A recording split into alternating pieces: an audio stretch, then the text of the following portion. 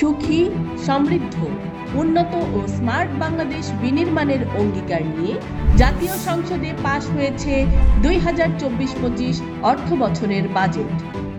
দ্রব্যমূল্যের ঊর্ধ্বগতি নিয়ন্ত্রণে অগ্রাধিকার দিয়ে প্রথম দিন থেকেই বাজেট বাস্তবায়নে কাজ শুরু করেছে সরকার। প্রধান লক্ষ্য মূল্যস্ফীতি 6.5% নামিয়ে আনা।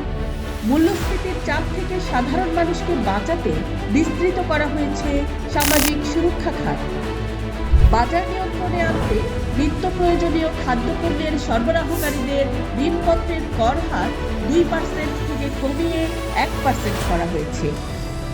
অর্থনীতি পুনরুদ্ধার, কর্মসংস্থান বাড়ানো, স্বাস্থ্য সুরক্ষা এবং বিনিয়োগ বাড়ানোর প্রতি দেয়া হচ্ছে বিশেষ নজর।